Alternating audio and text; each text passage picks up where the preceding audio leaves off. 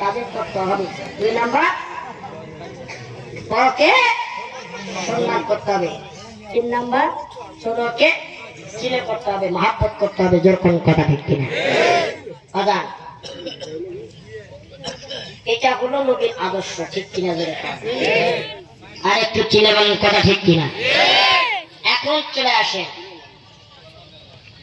আল্লাহ তাআলা সূরা নবা 13 নাম্বার আল্লাহ তাআলা ডাক দিয়ে বলতেছেন, সুন্দর পরিবেশ কি আমি কোরআন দিয়ে আলোচনা করবো ইনশাআল্লাহ, যদি আল্লাহ তাআলা তৌফিক দেয়। কিন্তু এই আলোচনাগুলো যে আপনারা শুনবেন, কোরআনের কথাগুলো শুনবেন, কিন্তু দ্বিতীয় বক্তা তো আপনারা তো অনেক টাকা দিচ্ছেন, আমি তো দেখলাম। আমার কি আপনারা ফাঁকি দিবেন? আমি কিন্তু মুসাফির মানুষ, 20 গ্রাম মানুষ। এই 20 গ্রাম মানুষকে যদি ফাঁকি দিয়ে যান, যদি একবার জবান দিয়ে বলে যে ওই লোক টোক টেকা আছে পকেটে, অন্তর থেকে যদি বদ্ধ আসি, খোদার কসম লেগে যাবো, 2 চাউলি দিয়ে ফেলে যাবে। ঠিক দিবেন তো ইনশাআল্লাহ?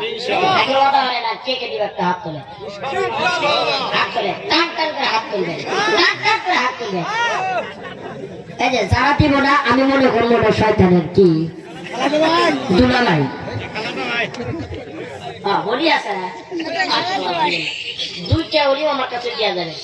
আচ্ছা, এখন আল্লাহ পাক কোরআনের মধ্যে বলতেছে, ইন্না খলাকনাকুম ওয়া ফীহা নু'ইদুকুম ওয়া মিনহা নুখরিজুকুম তারাতান উখরা। বহুত আসছে, বহুত তাফসীর আছে, বহুত হাদিস আছে, অগণিত হাদিস। শেষ নাই, মোবাইলে ওয়াজ শুনতে শুনতে শুনতে শুনতে আওয়াজ শুনতে কেউ কণ্ঠের পাগল, কেউ আওয়াজের পাগল, কেউ দেখার পাগল, ঠিক কিনা? যেরকম আর একটু ছিল বলে ঠিক কিনা?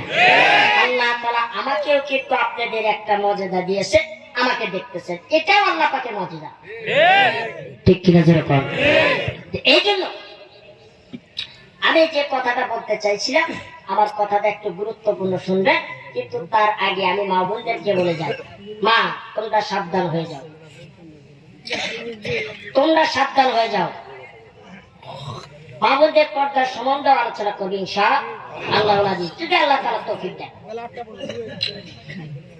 আমি বলতে চাইছিলাম